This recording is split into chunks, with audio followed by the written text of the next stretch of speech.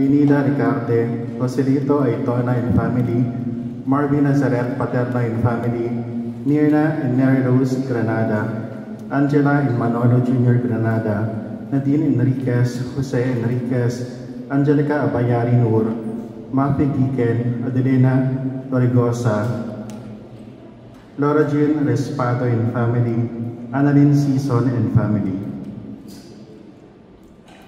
For birthday, nila Aliana Abayari Nur, Angelica Abayari Nur, Sis Amelia Bolos, Sis Flora Kuman, Michelle M. Serino.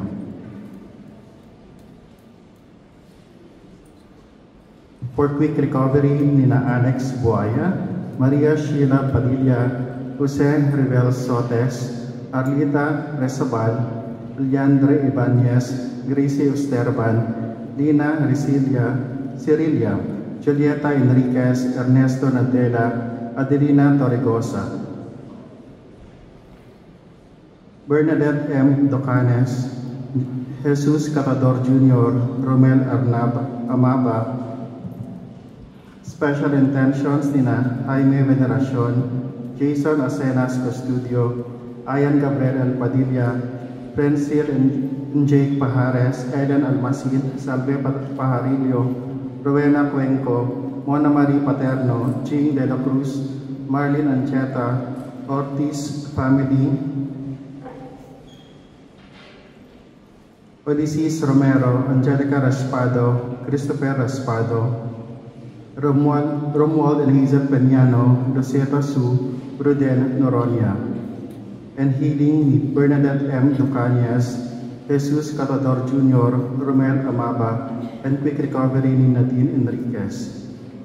For the soul of Samuel Palardan, Ruben Sr., Rudolfo, Sai C., Juve, Mario D. Ricarte, Josefina Juliano, Openiano Juliano, Gloria Juliano, Eulogio Ricarte, Epifania Namalata Galulo, Drigon Gaan Laan, Nathaniel Lozano, Resami Costan, Clarice Ipel, Juan Costan, Elmer Costan, Rosie Diama, Florita Diama, Ramonito Diama, John Sindol, Erlinda and Agustin, Ruben and Domingo, Dominador and Azon, Luisa and Alipio, Jesus and Hospicia, Silvestre and Aracede, Petra Ramos, Masita Malatamban, Wilfredo Malatamban, Romualdo Malatamban, Ruben Malatamban, Marvin Alarcon Akyat, Manolo Sr. and Aliana, Petra and Macario and Vivian, Marcelino and Fern, Phil and Cristita, Claudia and Venancia,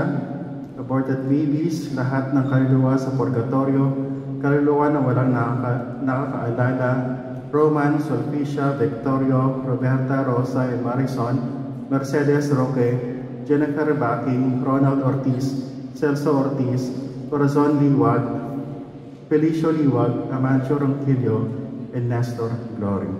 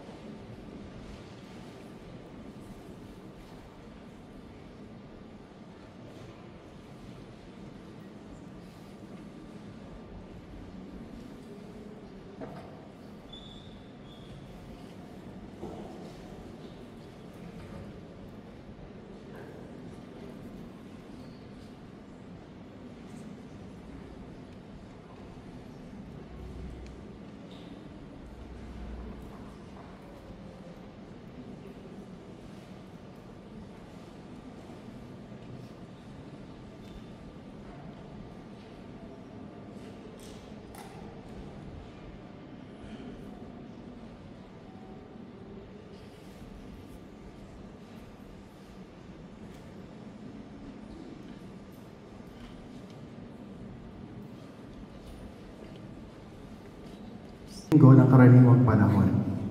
Ginugunita din natin ang pangdaigdigang araw para sa mga lolo't lola at sa mga nakatatanda. Magsitayo ang lahat sa pagsisimula ng banal na misa.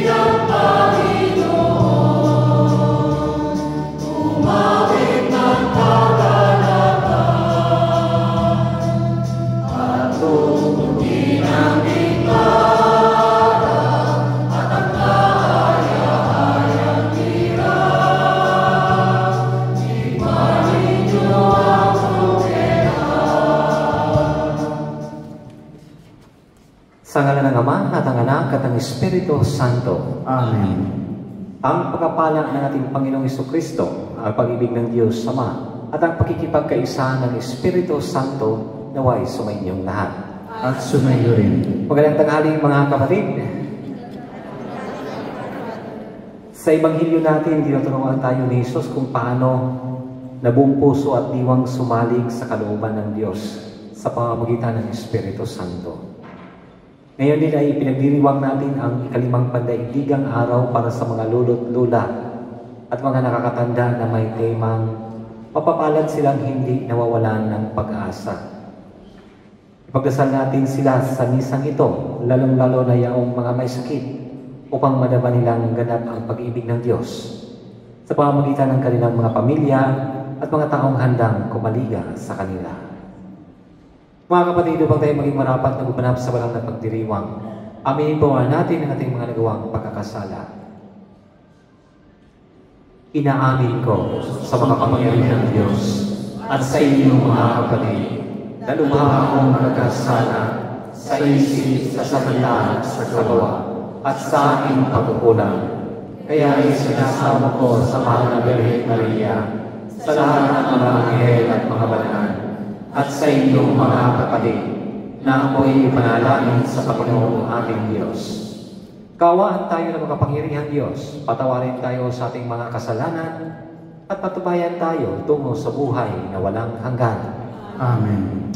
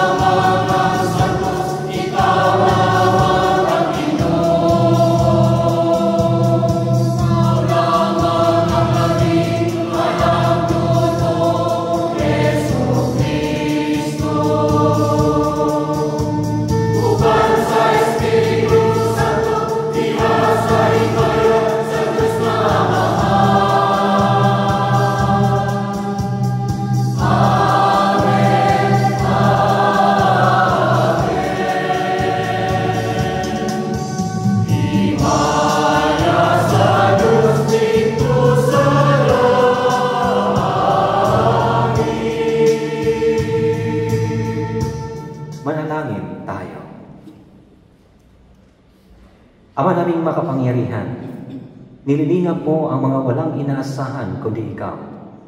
Hindi may darangal at hindi magiging banal ang sinumang sa iyo mapapawalay. Dagdagan mo ang iyong kagandahang loob sa amin upang sa iyong pamumuno at pangangasiwang magiliw. Papakinabangan namin ang mga biyaya mo sa lupa bilang pagkakamit namin sa makalangit mong pagpapala. Sa pamamagitan ni Hesukristo, kasama ng Espiritu Santo, magpasawalang hanggan. Amen. Magsiupo ang lahat. Sa unang bahagi ng pagdiriwang, ang pagpapahayag ng salita ng Diyos. Pagbasa. Hindi pupuksain ng makatarungang Diyos ang mga makasalanang bayan para sa kapakanan ng kahit na ilan lamang na mabubuting tao. Makikita rin natin ang bisa ng panalangin ng isang makatarungang tao, si Abraham. Pakinggan natin ang unang pagbasa. Pagbasa mula sa aklat ng Genesis.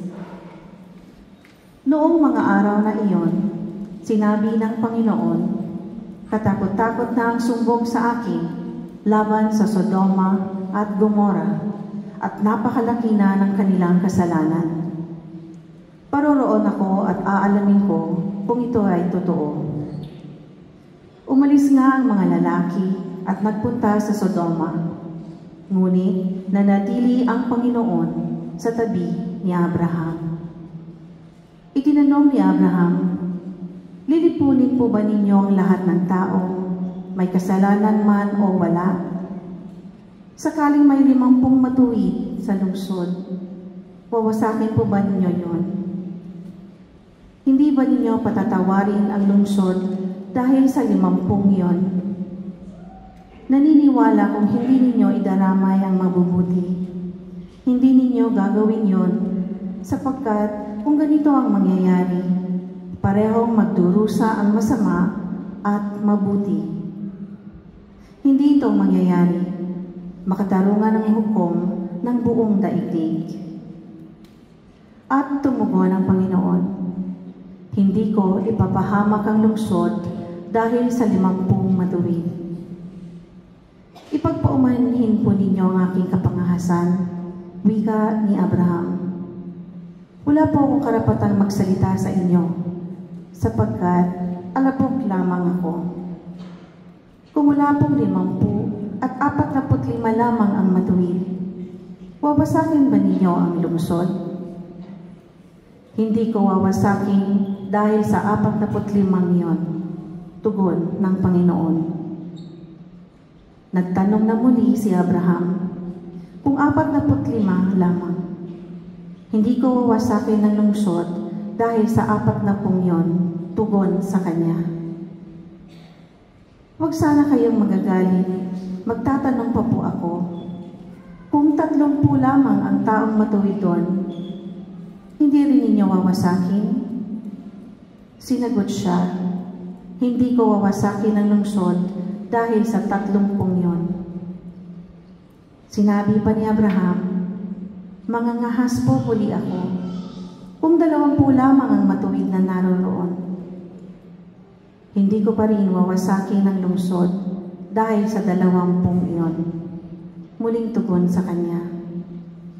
Sa katapusay, sinabi ni Abraham, ito na po lamang itatanong ko, kung 10 lamang ang matuwid na naroon, hindi ko pa rin wawasakin ng lungsod dahil sa 10 iyon. Tugon ng Panginoon. Ang salita ng Diyos. Salamat sa Diyos. Salmong tugunan. Noong ako ay tumawag, tugon mo'y aking tinanggap. Noong ako'y tumawag, tugon mo'y aking tinatanggap. Ako, puon, buong pusong aawit ng pasalamat. Sa harap ng mga anghel, pupurihin kitang ganap. Sa harap ng iyong templo, ay yuyuko at gagalang. Pupurihin kita roon, pupurihin ang iyong ngalan. Noong ako'y tumawag, tugon mo'y aking tinatanggap. Dahilan sa pag-ibig mo at sa iyong katapatan, ika'y tunay na dakila, pati iyong kautusan. Noong ako ay tumawag, tinanggap ko ang tugon mo. Sa lakas mong itinulong, ay lumakas agad ako. Nung ako'y tumawag, tugon mo'y aking tinatanggap. Kung ang Diyos may Panginoon ay dakila at mataas, hindi niya nililimot ang aba at mahihirap. Kung mublimay, kita niya yaong hambog at pasikat. Kahit ako'y nababatpat ng maraming suliranin, ako'y walang agam-agam, panatag sa iyong piling. Nung ako'y tumawag, tugon mo'y aking tinatanggap. Nahahandang harapin mo, mapupuso kong kaaway. Ligtas ako sa piling mo, sa wakas ng iyong taglay. Yaong mga pangako mo ay handa mong tugdin lahat. Ang dahilan nito, puon, pag-ibig mo hindi kukupas, at ang mga sinimulang gawain mo'y magaganap. Nung ako'y tumawag, tugon mo'y aking tinatanggap. Dahil sa binyag, nagiging kabahagi tayo sa pagkamatay at muling pagkabuhay ni Kristo. Binago na tayo ng Panginoon at hinamon tayo ngayon ni San Pablo na magbagong buhay kay Kristo. Pakinggan natin ang ikalawang pagbasa. Pagbasa mula sa sulat ni Apostol San Pablo sa mga taga-Colosas. Mga kapatid, noong kayo'y binyagan, nilibing kayong kasama ni Kristo at muling nabuhay na kasama niya dahil sa inyong pananalig sa kapangyarihan ng Diyos na muling bumuhay sa Kanya. Kayong mga hindi na dating patay dahil sa kasalanan ay muling binuhay ng Diyos na kasama ni Kristo.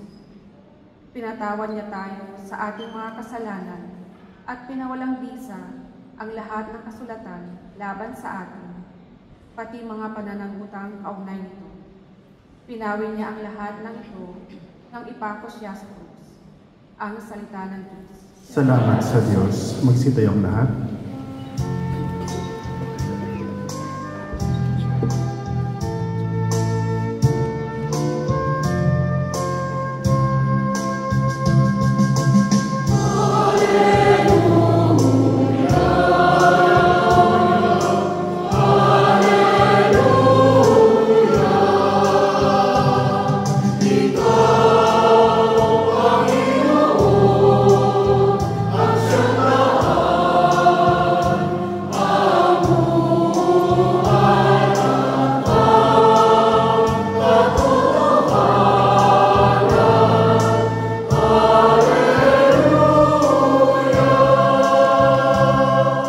Sabay-sabayang lahat, Espiritu ng Diyos Anak ay siyang ating tinanggap, ng Diyos Ama ay matawag.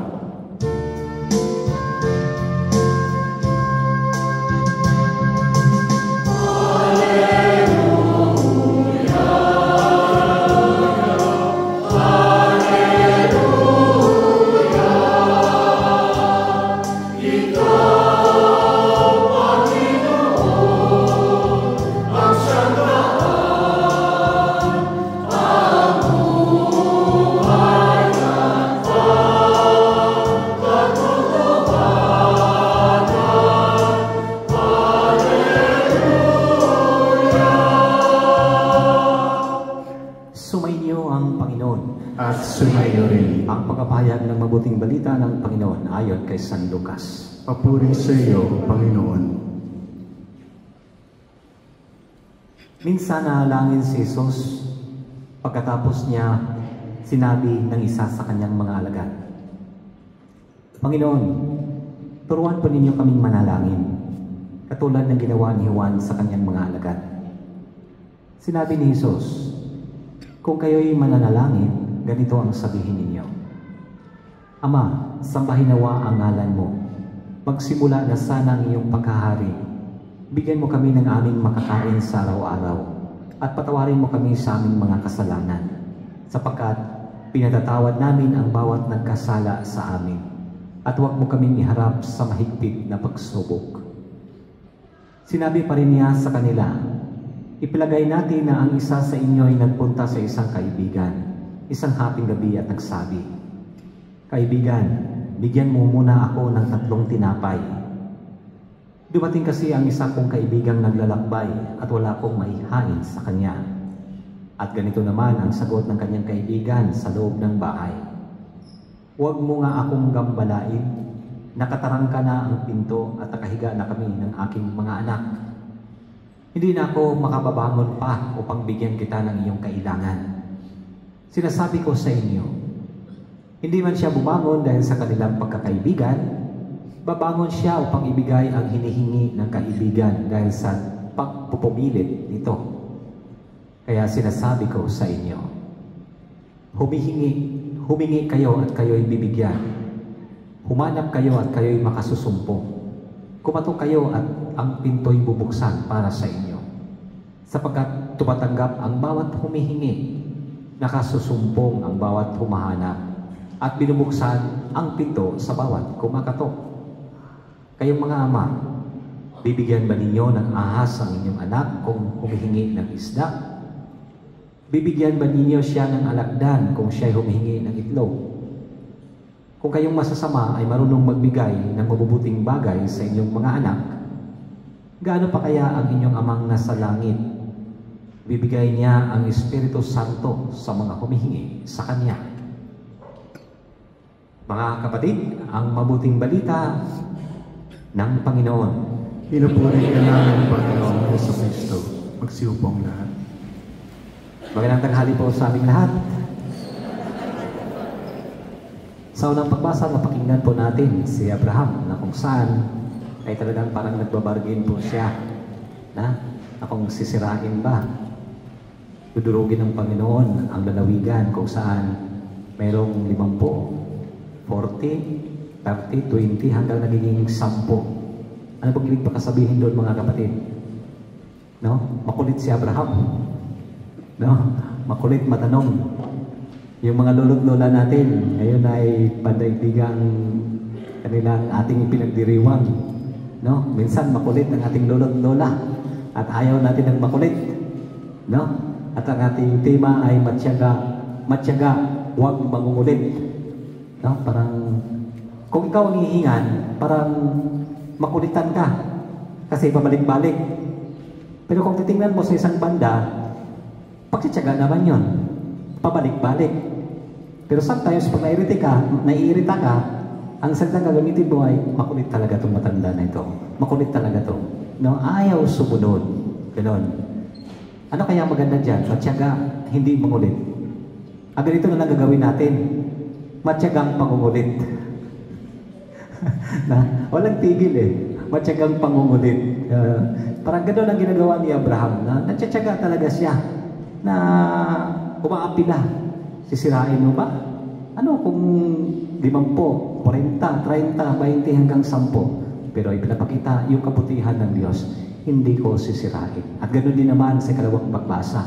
No? Yung kabutihan ng Diyos na inialay ang buhay ni Kristo para sa ating buhay. Para magkaroon po tayo ng buhay. Sa pamamagitan ng binyag, yung lahat ng kasalanan natin, no, hindi tinitingnan ng Diyos, kundi yung kabutihan na nagagawa natin dahil yung tao habang nabuhay ay may pagbabago. Mga kapatid, sa ating Ebanghelyo, before po ako pumasok po dito, sa aking pagninilay, magkakwento po ako tungkol sa pastor. 3 pastor at ang isang telephone repairman. No?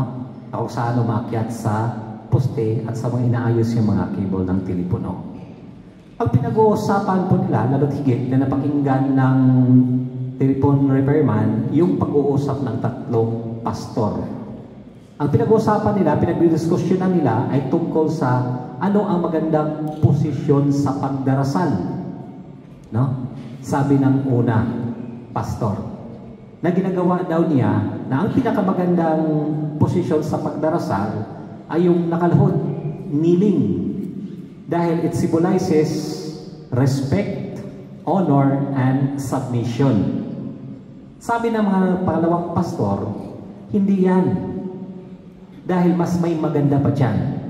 At ang maganda ay yung nakatayo ka, na yung kamay mo ay itunoon mo sa langit. Dahil ang ibig pakasabihin, it symbolizes asking blessings from God, and God gives us that blessing, and not only the blessing, but also mercy. awa at habag. Saan po kayo doon? Sino po yung sa nakaluhod? Pakitaas ng kamay. Wala. Yung nakatayo? Wala. Siguro dito sa pangatlo. Sabi ng pangatlong pastor, ang sabi, hindi po nakaluhod, hindi nakatayo. Kung hindi, nakadapa. Nakadapa doon sa altar, yung ulo, yung mukha, usub-sub sa sahig. At doon, nakatingin, doon sa nakaharap, doon sa altar na nakadapa. Sino po gumagawa noon? Yung uordinahan na deacon at pari. And sometimes pinag-aawayan po natin itong posisyon na kung saan, ano ba talaga? Ano ba talaga sa ama namin? Ibubuka ba yung kamay o yung kamay ay paganon? Ano ba talaga sa kordero ng Diyos, after ng kordero ng Diyos o epiklesis, pagbaba ng banal na Espiritu Santo? Luluhod ba talaga o nakatayo? Dahil yung iba ay nakatayo, yung iba ay nakaluhod. No? Ano ba talaga? Pag-aawayan po ba natin ang posisyon? What is the best position? Or pag-usapan natin kung ano ang iyong disposition? Siguro mas maganda disposition. Dahil dito, sa dasal ng ating Panginoong Jesucristo, it teaches us what is our proper attitude with regard to prayer towards God. Our disposition. First, mga kapatid, it reminds us a short prayer. Maigsi lang. Alam naman natin, na alam ko, na alam ninyo, ang apat na misteryo ng rosaryo. Sorrowful, ano pa? Joyful, glorious, at light mystery, at saka luminous. Sinong nakakatapos magro-rosaryo kapag inumpisahan ang isang rosaryo o joyful o sorrowful na hindi nakakatulog? Pakitaas ang kamay. Ayun, hindi sila nakakatulog. Yung katabi natutulog. No? Dahil napakahaba. But yan ay mga nubina, mga kapatid, at repetitive, paulit-ulit. No? Eh, sabi ng isang bata na Aba Ginong Maria na pupuno ka ng grasya, ang Panginoong Diyos ay Santa Maria. Kaya yung sinasagot ng bata, Aba Ginong Maria, pabalik-balik, pareho. Kasi paulit-ulit. Ano ba mga bata? Yung span of comprehension? Paulit-ulit ka lang, paulit-ulit ka lang din. No? Ganon. Kaya pagdating sa dasal, hindi na talaga. Nawala na yung patience, yung disposition kung bakit pinapaulit-ulit. No? Sa halip na papahabaan ang pasensya, nawawalan ka ng pasensya kapag nagdadasal ka. No? Kaya pareho. O kahapon, pareho kahapon. Ganun na lang. Na? Mga kapatid, maiksi lang dahil alam ng Diyos kung ano ang nilalaman ng ating puso at ano ang ating mga hinihingi. Ika nga, balikan natin last week. Ano pa yung sinasabi ko? God speaks to the person who takes time to listen, because God listens to the people who takes time to pray. Pure intentions, direct lang, katulad sa pinapakita ng ating Panginoong Jesucristo na introduce niya kung ano ang dasal na Ama namin. Pangalawa, mga kapatid, ay tinatawag natin na tayong lahat ay magkakapatid. We are the children of God, son and daughter of God through our Lord Jesus Christ. Para sa mga Hudyo, napakalayo ang Diyos. Hindi maaabot ang Diyos. Kaya yung mga kahilingan nila, nahihirapan sila. Nahihirapan makipag-usap sa Diyos. At ayaw nila na mababanggit yung pangalan ng Diyos. Dahil walang karapat-dapat na isang tao sa Old Testament na babanggitin ang salita, ang pangalan ng Diyos. And even, makikita ang Diyos. Kapag ang tao nakakita ng Diyos ay namamatay. Pero si Moses, nakita niya ang Diyos, pero hindi niya nakita yung harapan sa likod lamang. But Jesus Christ in the New Testament, He has a distinctive way of introducing who is God the Father. No? Tinatawag niyang Aba. Aba. It means Father. There is a connection. There is a relationship. It is not an obligation na kung saan paulit-ulit nating idinadasal na obligan ko talaga nito kasi nga nubi na to. Kaya napipilitan, parang mabigat, kahit mabigat sa sarili ko, gagawin ko talaga. Oo, pwede rin naman obligation, pero yung sarili mo, talagang hanggang doon ka lang lamang doon na naobliga ka dahil ginagawa mo ang mga bagay na ito. Paano ka lalago sa pananampalataya sa iyong pagdarasal kung hindi magiging relational po yun? Na magaan, kahit paulit-ulit, pero nagiging matamis. No? Matamis. Full of affection. Dahil yan ang gusto ng Diyos na kapag humihingi po tayo sa Kanya, kayo po, dumaan po kayo ng pagkabata. Kapag humingi po kayo ng magandang laruan ng inyong tatay at nanay, sinisinghalan niyo po ba sila?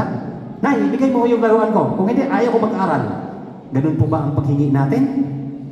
Ganun po ba yung paghingi natin ng mga bagay na kailangan natin? O ngayon kayo'y sinisinghalan ng inyong mga anak? Ano ba naman, Timi? Ano ba naman, Te? Bilhan mo ako ng bagong cellphone. Ganun po ba ang paghingi natin? Hindi. Dahil Aba, Father, Tatay, Daddy. No? Pwede po ba akong bigyan mo ako ng cellphone, bagong tablet? Diba? May paglalambing. Naglalambing po tayo sa Diyos. No? Dahil mayroong relasyon po tayo sa Diyos. Tayo'y anak, siya ang ating ama at magbibigay siya ng mga kailangan natin. Huwag po kayong huminto sa paghingi, mga kapatid. No? Kaya sinasabi ko, matyaga na pangungulit. Kukulitin. Bakit? Anong ibig sabihin po doon, mga kapatid? Hindi masama ang mangungulit. Bakit? Dahil it symbolizes na kung saan may tiwala ka sa Diyos. Na yung hinihingi mo ay ibibigay. Kailangan mo lang ng tiwala. Dahil yung hinihingi mo ay kailangan mo talaga.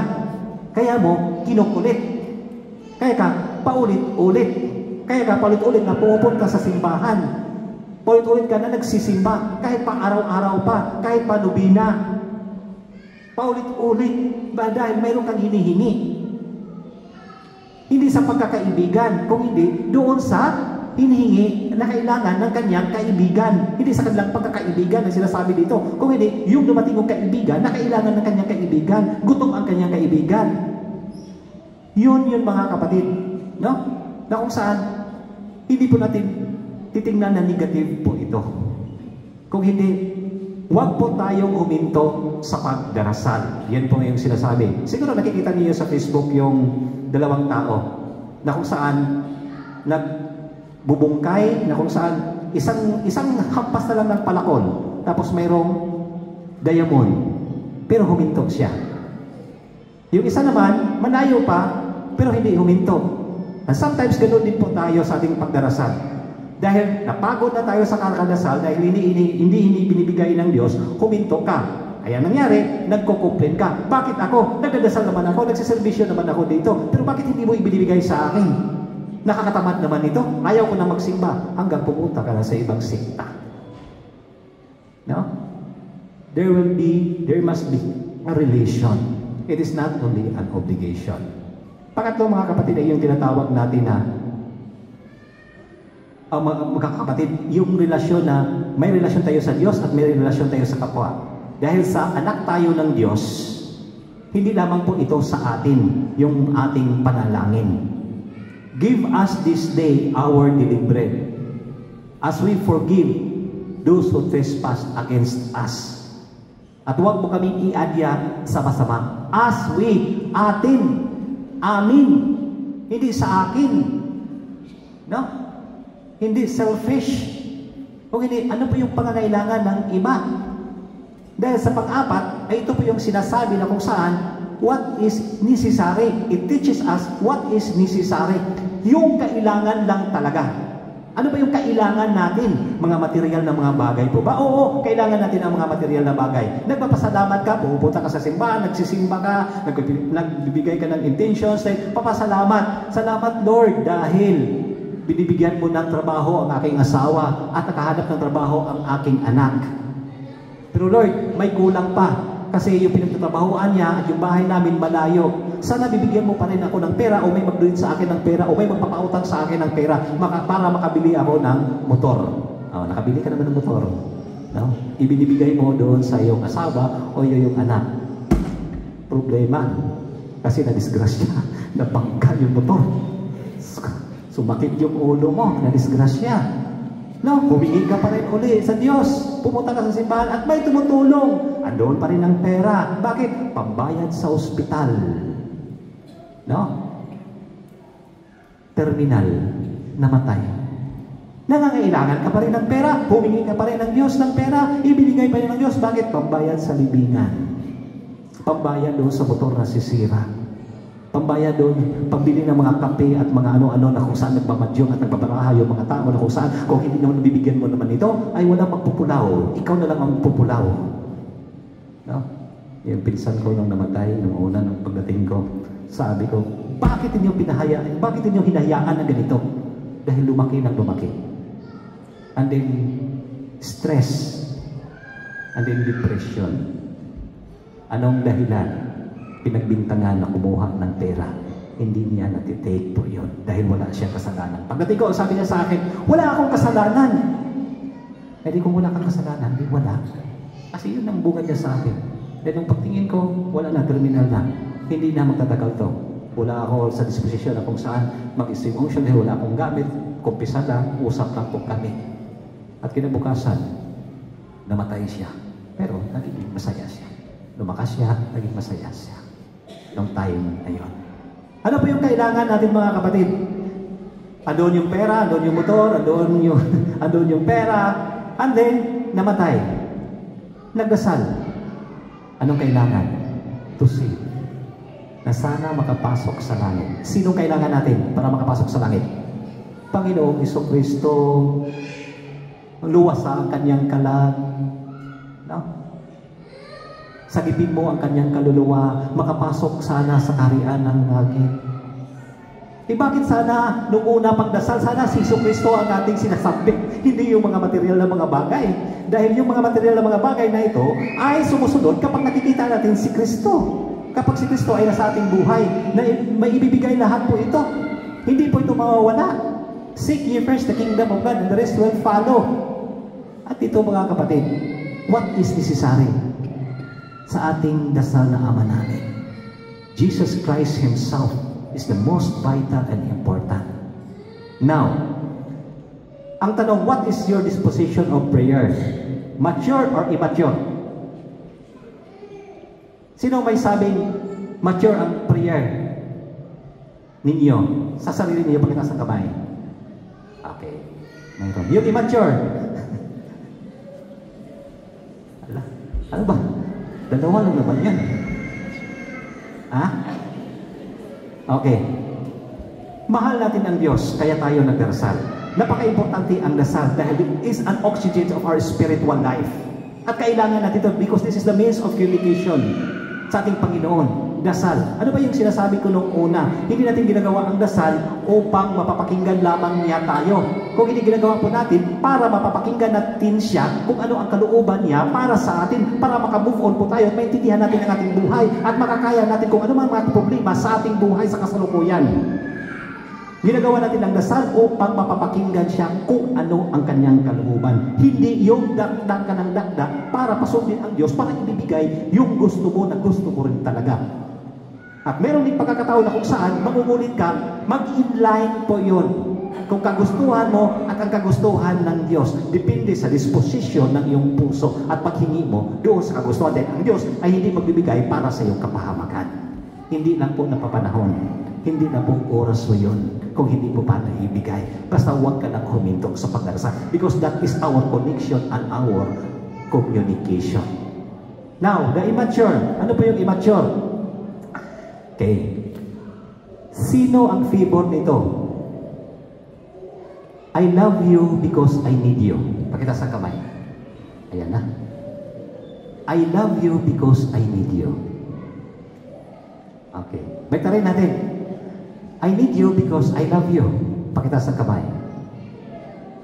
Ngayon yung iba, ay, hindi ko talaga naiintindihan. Wala pa talaga sa disposition, Nelson. Wala pa talaga, hindi na pala naiintindihan yung dasal nito. Okay. Yung immature ay mahal kita dahil kailangan kita. Hindi kita mahal kung hindi mo ako bibigyan ito. Humihingi ako, kung hindi mo maibigay ito, hindi ka na makasibing sa akin mamaya. Never, never. Ibigay mo muna yan. Sige, i-produce mo muna yan. Immature yan. Pero kung sasabihin mo, I need you because I love you. It means you cannot stop needing Him. Because what pushes you to love, what pushes you to need Him is the love that you feel for Him. Yung pag-ibig ang nagdadala sa'yo kaya kinakailangan mo siya. Hindi yung bagay na ibinibigay niya kaya mo siya minamahal. Hari nawa mga kapatid, makikita natin yung disposition natin. Hoping that this prayer of our Father, Ama namin, it gives us enlightenment na kung saan tayong lahat ay makapasok sa kaharian ng Diyos. That God reigns in our heart, His kingdom, and we can follow His will. Hindi lamang po noon, kung hindi, matatanggap natin ang daily bread. Yung pagkain na araw-araw, walang iba kundi ating Panginoong Jesucristo, na handa po tayong tanggapin po ito sa banal na Eucharistia. At the same time, marunong po tayong magpatawad para maging karapat-dapat po tayo sa grasya. Nang sa gayon, wala pong disgrasya na ating mararanasan sa buhay. Amen.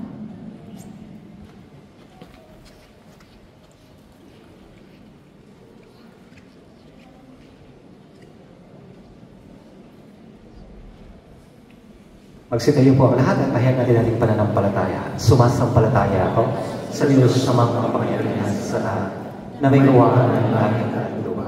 Sumasampalataya ako sa Jesucristo, iisa na ng Diyos, Panginoon nating lahat. Nagkatawang tao siya dalang ng Espiritu Santo. Ipinanganak si Santa Maria Virgen, pinagpakasabi ng Poncio Pilato, ipinako sa krus na matay ng Pilipinas, nanakaw sa kinaroonan ng mga imama, nang may tatlong araw na buhay na muli, umakyat sa langit, naluluktok sa kanan ng Diyos sa mga makapangyarihan sa lahat. Doon magmula ang paririto at hukom sa nabubuhay at namatay ng tao. Sumasampalataya naman ako sa Diyos Espiritu Santo, sa banal na simbahan katolika, sa kasamahan ng mga banal, sa kapatawaran ng mga kasalanan, sa pagkabuhay na muli ng namatay na tao, at sa buhay na walang hanggan. Tinuturuan kami ni Jesus na buong tiwalang manalangin sa iyo, Ama. Idinudulog namin sa iyo ang aming mga kahilingan at ang buong simbahan. Ang ating itutugon, Ama, dinggin mo ang iyong bayan. Ama, dinggin mo ang iyong bayan. Para kay Leon na aming Papa, mga obispo, pari at diakono, masalawin nawa sa kanila ang pag-ibig mo, Ama, sa pamamagitan ng kanilang paglilingkod sa kapwa. Manalangin tayo.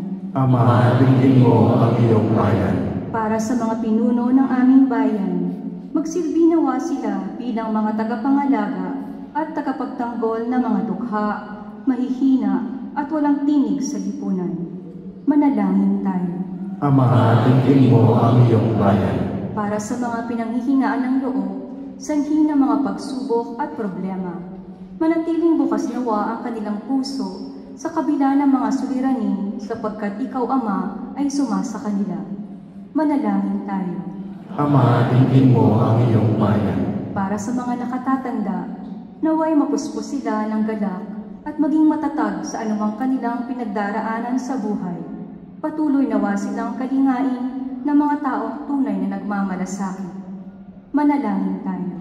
Ama, dinggin mo ang iyong bayan. Sa ilang sandali ng katahimikan, itaas natin sa Diyos ang ating mga pansariling kahilingan, gayon din ang mga pangangailangan ng ating pamayanan. Manalangin tayo. Ama, dinggin mo ang iyong bayan. Ama naming mapagmahal, ipagkaloob mo ang kahilingan ng iyong mga anak. Tulungan mo kaming lumago sa pag-ibig at paglilingkod sa isa't isa. Hinihiling namin ito sa pamamagitan ni Kristo, aming Panginoon. Amen. Magsiupo ang lahat para sa ikalawang bahagi ng pagdiriwang, ang huling hapunan.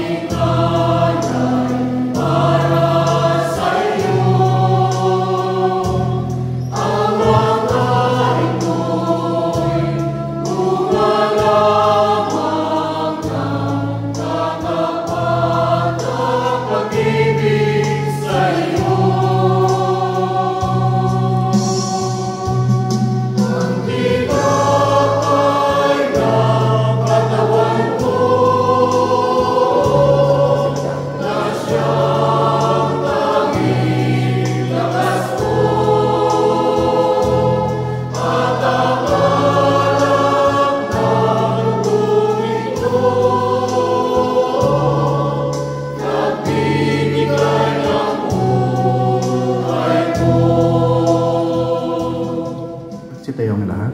Manalangin kayo mga kapatid upang paghain natin ay kalugdan ng Diyos sa mga makapangyarihan. Tanggapin nawa ng Panginoon itong paghain sa iyo mga kamay, sa kapurihan ng karangalan sa ating kapakinabangan at sa buong sambayanan ng banal. Ama naming lumikha, tanggapin mo ang mga alay na sa iyo rin nagbulan at ngayon ay aming inihanda sa iyong dambana upang sa aming ginaganap na pagdiriwang ang iyong paglingap ay magtaguyod sa tanan at magpabanal sa aming pamumuhay sa kasalukuyan at mag-akay sa amin sa ligayang walang katapusan. Sa pamamagitan ni Jesucristo, kasama ng Espiritu Santo, magpasawalang hanggan. Amen. Sumainyo ang Panginoon. At sumainyo rin. Sa Diyos sa iyong puso at diwa. Itinaas na namin sa Panginoon. Pasalamatan natin ang Panginoong ating Diyos. Marapat na siya ay pasalamatan. Ama naming makapangyarihan, tunay ang marapat na ikaw ay aming pasalamatan. Sa iyong kagandahang loob kami iyong ibinukod, upang iyong may tampok sa kadakilaan mong lubos. Kahit na ikaw ay aming tinaligdan dahil sa aming pagkasalawahan, gumawa ka pa rin ng magandang paraang may manguna sa amin para ikaw ay balikan. Kaya't ang iyong minamahal na anak ay naging isa sa mga taong hamak upang may kapwa kaming makapagligtas sa aming pagkapahamak at pagkaligaw ng landas. Kaya kaisa ng mga anghel nagsisiyawit ng papuri sa iyo na walang hupay sa kalangitan. Kami ay nagbubunyi sa iyong kadakilaan.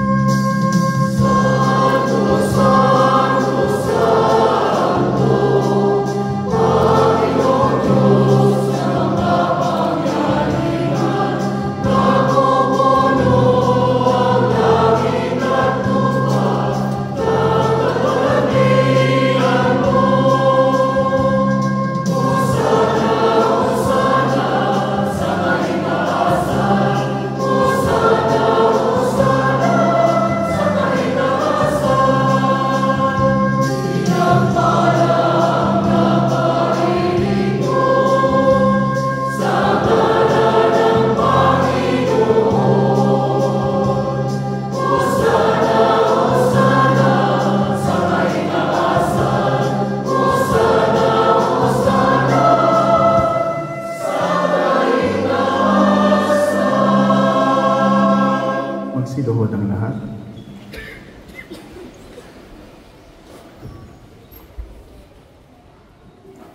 Ama naming banal, ikaw ang bukal ng tanang kabanalan. Kaya't sa pamagitan ng iyong Espiritu, gawin mong banal ang kaloob na ito upang para sa amin ay magiging katawan at dugo ng aming Panginoong Jesucristo. Bago niya pinagtiis ang kusang loob na maging handog, hinawakan niya ang tinapay. Pinasalamatan kanya, pinaghahati-hati niya iyon. Iniabot sa kanyang mga alagad at sinabi, tanggapin ninyong lahat ito at kanin. Ito ang aking katawan na ihahandog para sa inyo.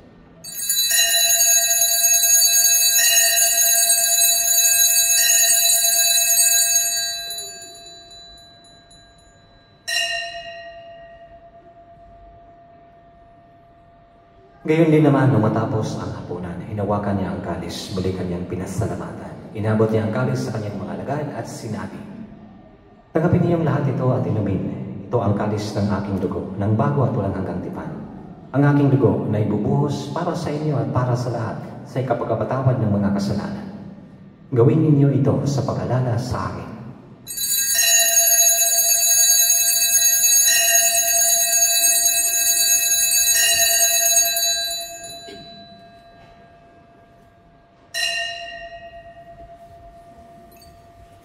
Ipagpunyin natin ang misteryo ng pananampalataya. Si Kristo ay ngunit sa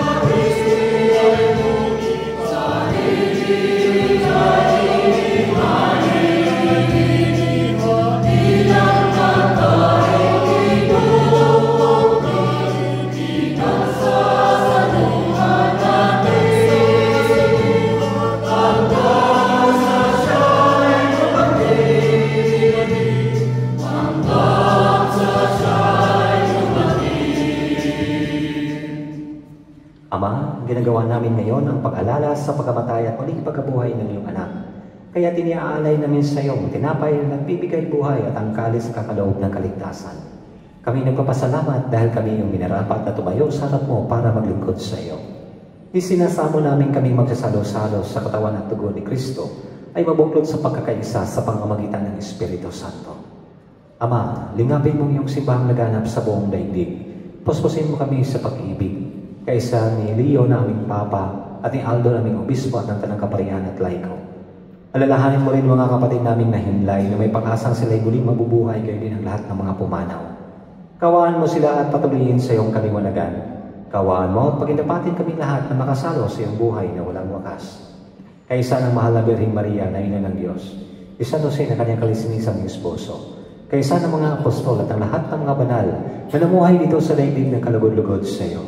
May pagdiwang nawa namin ng pagpupuri sa ikararangal mo sa pamamagitan ng iyong anak na aming Panginoong Hesukristo. Sa pamamagitan ni Kristo, kasama niya at sa Kanya, ang lahat ng parangal at papuri ay sa iyo, Diyos na magmakapangyarihan, kasama ng Espiritu Santo, magpasawalang hanggan.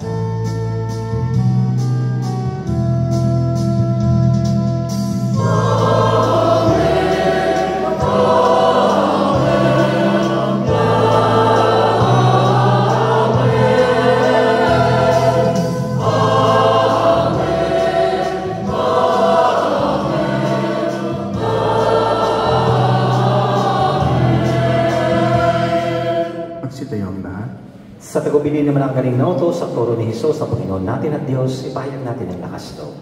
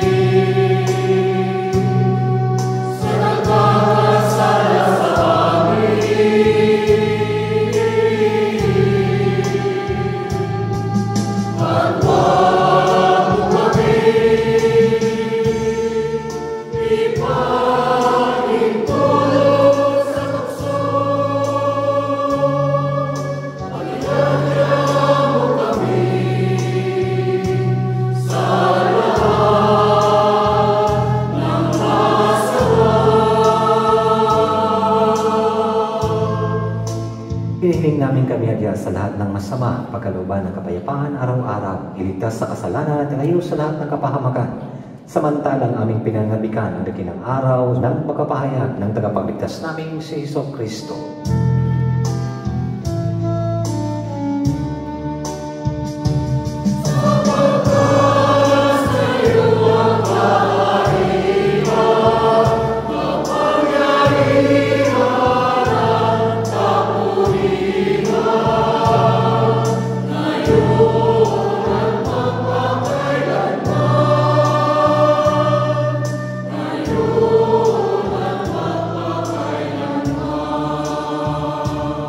Panginoong Hesukristo, sinabi mo sa iyong mga apostol, kapayapaan ang iniiwan ko sa inyo. Ang aking kapayapaan ang ibinibigay ko sa inyo. Tunghayan mo ang aming pananampalataya at huwag ang aming pagkakasala. Pagkalooban mo kami ng kapayapaan at pagkakaisa ayon sa iyong kalooban, kasama ng Espiritu Santo, magpasawalang hanggan. Amen. Ang kapayapaan ng Panginoon ay laging sumainyo. At sumainyo rin. Mga kapatid, magbigay po tayo ng kapayapaan sa isa't isa.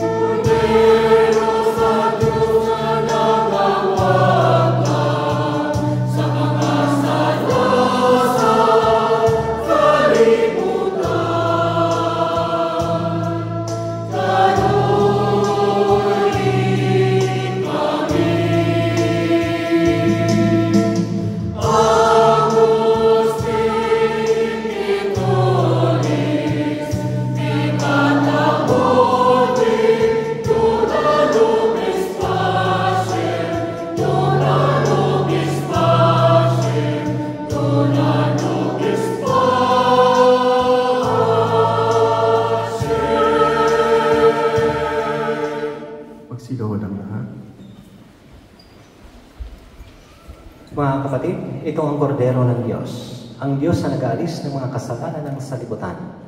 Mapalad ang mga iniyahan sa kanyang piging. Panginoon, hindi ako karapat-dapat na magpatuloy sa iyo, ngunit sa isang salita mo lamang ay gagaling na ako.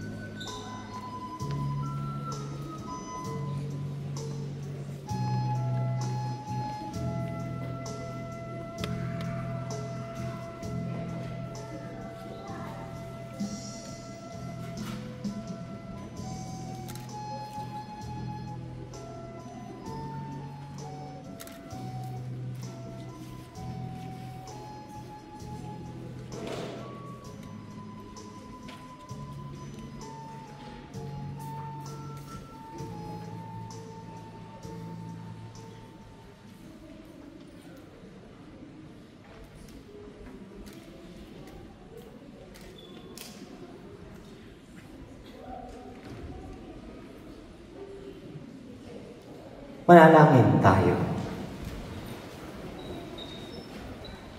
Ama naming mapagmahal, pinagsaluhan namin sa banal na pagkikinabang ang alaalang walang kupas ng iyong anak na nag-aalay ng sarili niyang buhay para sa aming kaligtasan.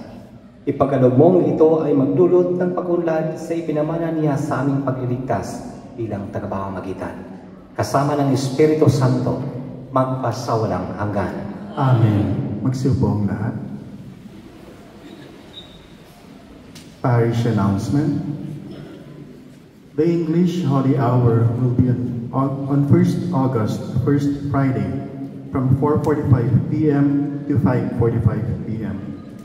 The Holy Family Co-Cathedral is organizing a pilgrimage to Medjugorje from 25th September to 2nd October this year. Those interested may inquire, register, and make payment in the parish office. The deadline is on 15th of August. Additional announcements. The Filipino Catholic Community in Kuwait, FCCK, is inviting everyone to their Life in the Spirit Seminar 2025, which will happen every Friday from August 1st to September 19 from 4:30 p.m. to 6:30 p.m. in the Holy Family Co-Cathedral premises. For more information, please check the details as shown in the screen. The Fraternal Order of Eagles will be having a blood donation drive on August 22, 2025 from 1 p.m. to 6 p.m. at the Adan Hospital Blood Bank. Let us all support this drive to extend the lives of others.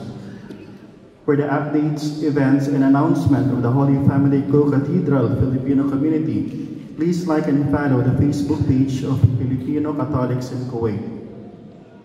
Isang paalala po sa lahat, naingatan po ninyo ang inyong mga personal na kagamitan at siguraduhin wala kayong maiiwan na gamit sa loob ng simbahan.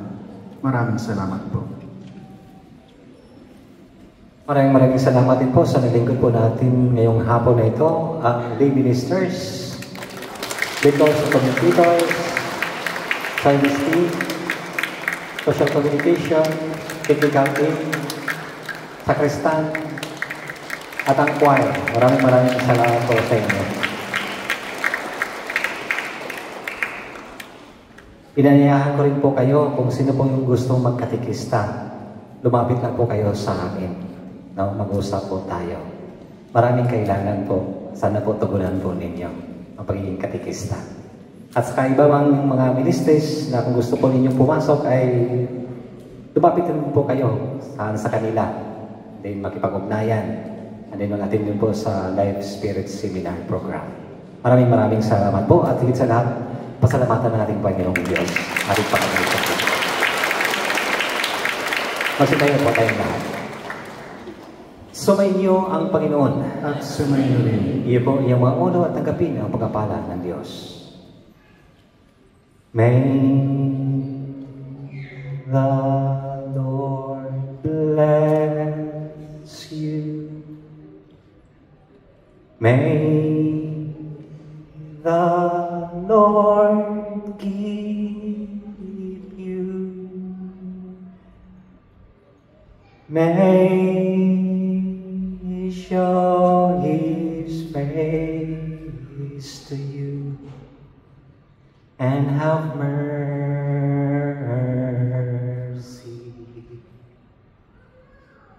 The Lord bless you. The Lord keep you. May He show His countenance and give you peace. The Lord bless you. At pagpapalain kayo at ang buong pamilya ninyo ng makapangyarihang Diyos Ama at ng Anak at ng Espiritu Santo. Amen. Tapos sa ating banal na pagdiriwang, humayo kayo na puno ng pag-ibig at kapayapaan ng ating Panginoong Jesucristo. Salamat. Inaanyayahan ko yung mga lolo at lola na pumunta sa gitna para sa pagkabasbas.